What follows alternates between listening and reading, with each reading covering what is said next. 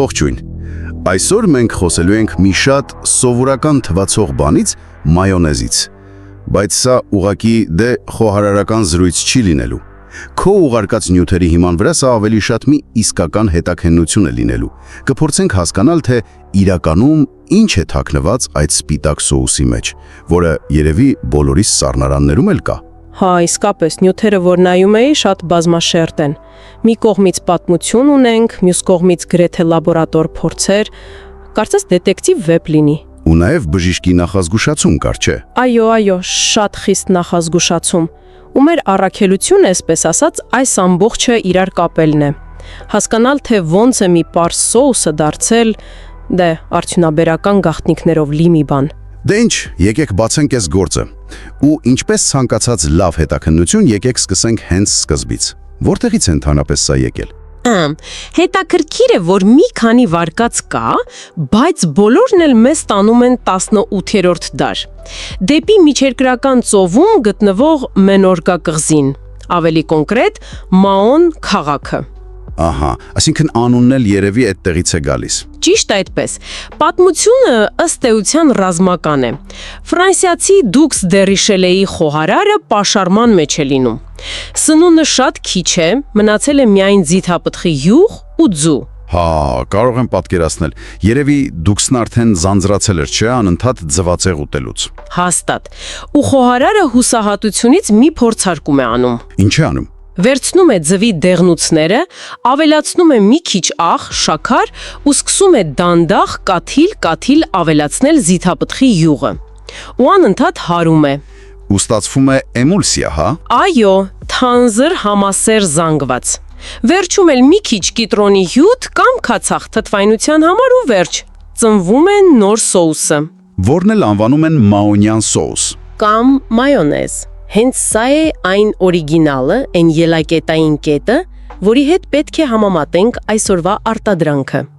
Okay, պատմությունը պարզ է, շատ հետաքրքիր է, պարզ բնական բաղադրատոմս, բայց հիմա եկեք անցնենք մեր օրերին ու բացենք, այսպես ասած, լաբորատորիայի դռները։ Ինչ է տեղի ունեցել այս սոուսի հետ վերջին 250 տարում։ Տարբերությունը, անկեղծ ասած, ուղղակի անդունդը։ Տես, եթե վերցնենք բնական մայոնեզը։ Այն օրիգինալը, հա։ Այո, այն, որը պատրաստված է, ասենք, թարմ ձվից, լավ յուղից, կիտրոնի հյութից։ Այդ դեպքում այն նույնիսկ կարող է օգտակար լինել։ Վիտամիններ ունի E, A, B։ Բայց արդյունաբերականը,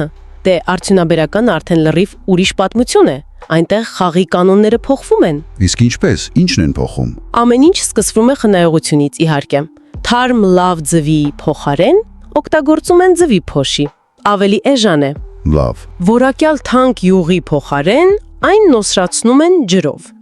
Բայց ամենամեծ, ամենավտանգավոր փոփոխությունը հենց յուղի հետ է կապված։ Այդ տրանսճարպերը, չէ, շատ եմ լսել այդ բառը։ Ճիշտ այդպես, օգտագործում են էժան, քիմիապես ձևափոխված յուղեր, տրանսճարպեր։ Կարող ենք պարզ բացատրել, թե ինչու են դրանք այդքան վատը։ Իհարկե, պատկերացրու, տրանսճարպի մոլեկուլը մի տեսակ սխալ ձև ունի,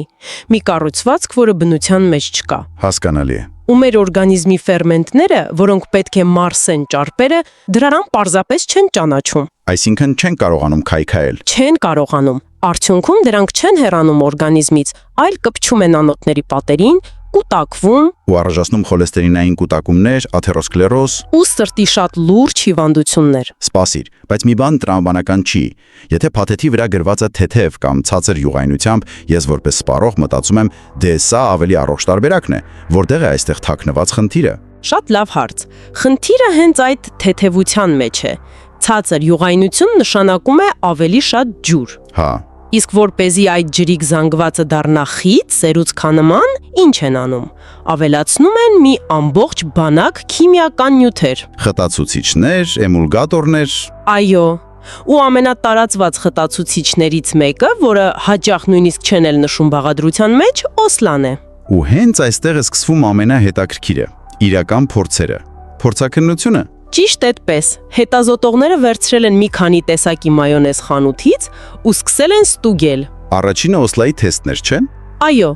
ու մեթոդն էլ գիտես որն է։ Շատ պարզ, սովորական յոդ են կաթեցնում մայոնեզի վրա։ Դպրոցական յոդը։ Հենց այդ։ Եթե օսլա կա, յոդի հետ ռեակցիայի մեջ է մտնում ու զանգվածը կապտում է։ Ու ինչ է ստացվել։ Փորձարկված մայոնեզներից մեկը, որը միջին գնային սեգմենտից էր, անմիջապես փոխել է գույնը, դարձել է մանուշակագույն։ Իսկ պիտակի վրա։ Իսկ պիտակի վրա օսլայի մասին ոչ մի բառ։ Սպասիր։ Այսինքն ես կարող եմ տանը սովորական յոդով ստուգել, թե արտադրողն ինձ խաբում է, թե ոչ։ Բացարձակապես։ Սա ուղղակի անհավանական է, բայց սա պարզապես խաբեություն է, թե նաև վտանգավոր է։ Շատ վտանգավոր է։ Հատկապես շաքարային դիաբետ ունեցող մարդկանց համար։ Տես օսլան օրգանիզմում քայքայվում ու դառնում է գլյուկոզա։ Ածքաժուր է այսինքն։ Այո։ Եթե դիաբետով հիվանդը վստահ լինելով, որ մայոնեզում ածխաջրեր չկան, օգտագործում է այն, նրա արյան մեջ շաքարի մակարդակը կարող է կտրուկ բարձրանալ։ Սա կարող է հասցնել մինչև անգամ դիաբետիկ կոմայի։ Սա թաքնված ռումբ է։ Սարսափելի է։ Լավ, իսկ մյուս թեստերը, ճարպի որակը ոնց են ստուգել, այդ տրանսճարպերի արկայությունը։ Այստեղ էլ փորձը շատ պարզ է ու տեսողական։ Մայոնեզը դնում են տաք թավայի վրա։ Հա։ Որակյալ մայոնեզը, որը լավ յուղից է, պետք է տաքանալիս առանձնացնի յուղը։ Տրամաբանական է։ Բայց փորձարկված բյուջետային մայոնեզներից մեկի հետ մի շատ տարօրինակ բան է տեղի ունենում։ Ինչ։ Այն յուղ առանձնացնելու փոխարեն վերածվում է մի տեսակ աղբյուրում նկարագրված է որպես սպիտակ փրփրուն եռացող զանգված։ Ուղղակի փրփուր։ Այո, ու կպչում է թավային։ Սա ուղիղ ապացույց է, որ այնտեղ բնական յուղի փոխարեն օգտագործվել են տրանսճարպեր ու այլ փոխարինիչներ։ Այսինքն դա նույնիսկ յուղ չի եղել, փորձաքննությունը շարունակվել է։ Այո, նույն այդ էժան սոուսը ստուգել են նաև թթվայինության մակարդակի pH-ի թեստով։ Պարզվել է, թթվայինությունը նորմային չի համապատասխանում, ինչն էլ կարող է վլասել մարսողությանը։ Ու վերջին հարվածը։ Վերջին հարվածը քիմիական ռեակցիայով պարզել են, որ դրա մեջ շաքարի փոխարեն օգտագործվել է արհեստական քաղցրացուցիչ, էժանացնելու համար։ Դե եկեք ամփոփենք։ Միայն մեկ էժան մայոնեզի մեջ գտել են չհայտարարագրված օսլա, տրանսճարպեր, խախտված թթվայինություն ու արհեստական քաղցրացուցիչ։ Սա ոչ թե սնունդ է, այլ քիմիական կոկտեյլ։ Ճիշտ այդպես։ Դե այս ամբողջ քիմիան բնականաբան հետևանքներ է ունենում, չէ՞։ Ու քո աղբյուրներից մեկը ուղիղ կապ է գծում մայոնեզի սպառման եւ ճարպակալման խնդրի միջև։ Իսկ թվերը ուղղակի ապշեցնող են։ ԱՀԿ-ի տվյալներով աշխարհում գրեթե 2 միլիարդ մարդ ավելորդ քաշ ունի։ Եվ ճարպակալում է, ինչպես գիտենք, ուղղակի արտաքին տեսքի խնդիր չէ, դա դուռ է բացում բազմաթիվ հիվանդությունների համար։ Սրտի հիվանդություններ, շաքարային դիաբետ, նույնիսկ քաղցկեր, այսինքն արդյունաբերական մայոնեզն ինքնին արդեն խնդրահարույց է։ Բայց կարծես մարդիկ մի միջոց են գտել վնասը կրկնապատկելու, հա։ Հա, խոսքը կետչունեզի մասին է։ Այո։ Սա կարելի է ասել վնասակար սննդի իդեալական փոթորիկն է։ Եկեք վերլուծենք։ Խանութի կետչուպն ինչ է։ Հիմնականում շաքար ու աղ։ Արդյունաբերական մայոնեզը կալորիաներ ու անառողջ ճարպեր։ Երբ դուք դրանք խառնում եք, դուք ստանում եք մի սոուս, որը միաժամանակ հարվածում է օրգանիզմին շաքարով, աղով, տրանսճարպերով ու հսկայական քանակությամբ դատարկ կալորիաներով։ Անկեղծ ասած, պետք է խոստովանեմ, որ ես էլ եմ արել դա, հատկապես կարտոֆիլի ֆրիի հետ։ Երբեք չէի մտածի, որ դա քիմիական կրկնակի հարված է։ Դե հա, շատերն են անում, բայց բժշկի տեսանկյունից դա հենց այդպիսի հարված է։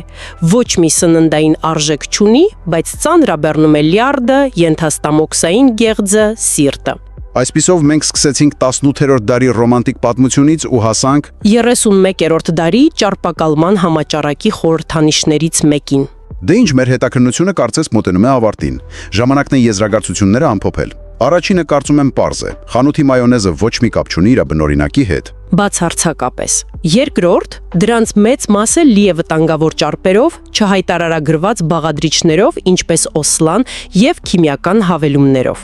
Առոնց նպատակը ոչ թե համն է, այլ պահպանման ժամկետը երկարացնելն ու գինը իջեցնելը։ Այո, եւ երրորդ, գլխավոր եզրակացությունը։ Մայոնեզի պատմությունը դե միայն մայոնեզի մասին չէ։ Սա կատարյալ օրինակ է, թե ինչպես է սննդի արդյունաբերությունը վերցնում մի պարզ բնական բան ու հետևողականորեն փոխարինում դրա բոլոր բաղադրիչները։ Թարմ ձուն, փոշիով, լավ յուղը, տրանսճարպերով։ Իսկ կամ համը Քիմիական նյութերով։ Ճիշտ այդպես։ Սա այն բանի ձևանմուշն է, թե ինչ է տեղի ունեցել մեր սննդի հետ ընդհանրապես։ Բայց գիտես որն ամենատարօրինակը։ Նյութերից մեկում սոցհարցում կար անցկացված։ Պարզվում է մարդկանց ճնշող մեծամասնությունը գիտի, որ խանութի մայոնեզը վնասակար է։ Գիտեն, բայց շարունակում են գնել։ Այո, 79%-ը շարունակում են գնել արդյունաբերական տարբերակը։ Նությանը։ Մարդիկ գիտեն ճշմարտությունը, բայց դե ավելի հեշտ է վերցնել դարակից։ Սակայն նույն աղբյուրն էլ նշում է, որ տնական մայոնեզ պատրաստելը տևում է ընդամենը 5-6 րոպե։ Ու դու լիովին վերահսկում ես, թե ինչ ես դնում մեջը։ Լավ յուղ, թարմ ձու։ Ու խուսափում ես բոլոր այդ քիմիական հավելումներից։ Այնպես որ հաջորդ անգամ, երբ խանութում կանգնած լինեք ու ձեռքներդ տանեք դեպի մայոնեզի փաթեթը, մի պահ հիշեք այս զրույցը։ Հարցրեք ինքներդ ձեզ, արդյոք այս հարմարավետությունը արժե այնինչ թաքնված է ներսում։ Որովհետև հիմա դուք արդեն գիտեք, թե ինչ փնտրել։ Եվ վերջում մի միտք ուղակի խորելու համար։ Եթե սննդի արդյունաբերությունը այսպես է վարվում մայոնեզի հետ, կերադասելով պահպանման ժամկետը առողջությունից, ինչ այլ պարզ մթերքներ ձեր խոհանոցում կարող են նմանատիպ գաղտնիքներ թաքցնել։